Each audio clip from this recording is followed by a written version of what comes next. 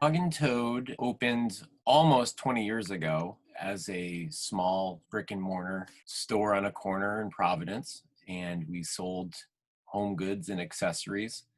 And in that time, we've evolved and have developed into a little bit more of a multifaceted business than that.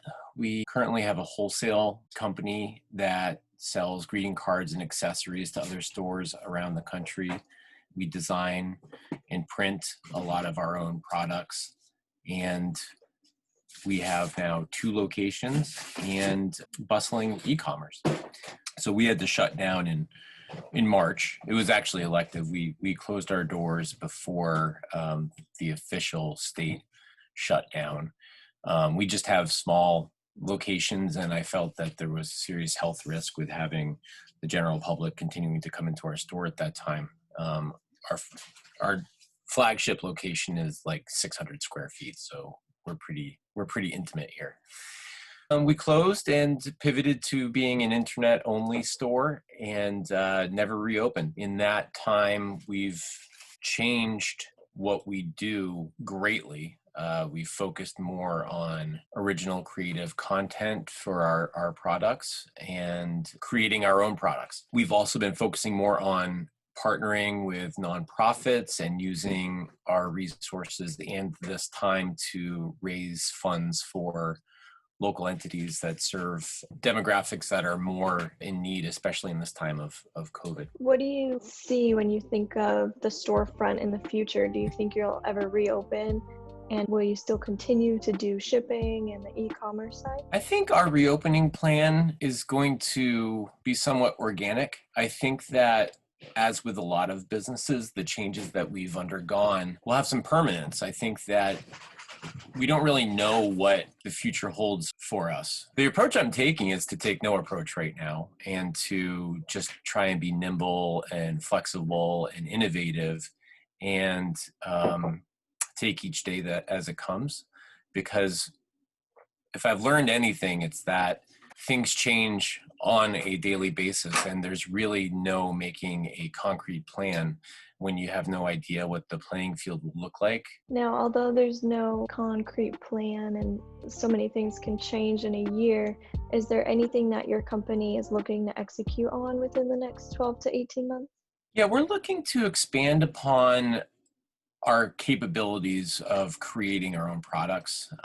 We're already seeing like a robust screen printing operation in our studio space, and we've been looking at adding to that, maybe start doing some laser cutting, other things where we can control the means of production and make ourselves more viable, but also have a better access to be able to put our mark and our brand on a more diverse range of products. An expansion of our community partnerships so that we can try and be even more of a force for good.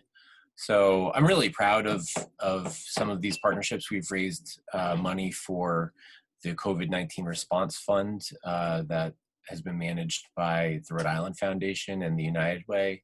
We've worked with EcoRI News. We've just really been trying to focus on using power of retail to do a little bit more than just selling goods in exchange for people's money.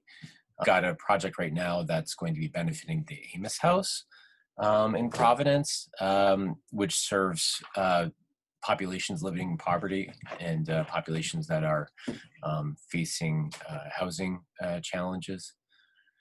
So I just want to continue to focus on that and expand on that going forward. Is there anything you'd like to talk about your business or your experience with GrowthLab? So I can't overstate how incredible working with GrowthLab has been in these months.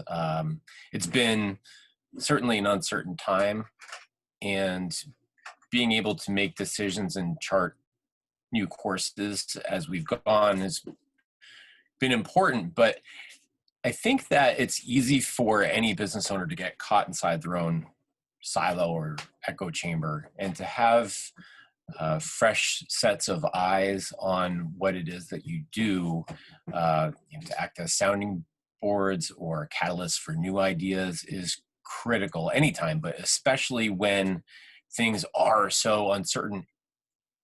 I need to say that when things are uncertain, it's really an opportunity, isn't it, to be able to try new things, to be able to create new opportunities.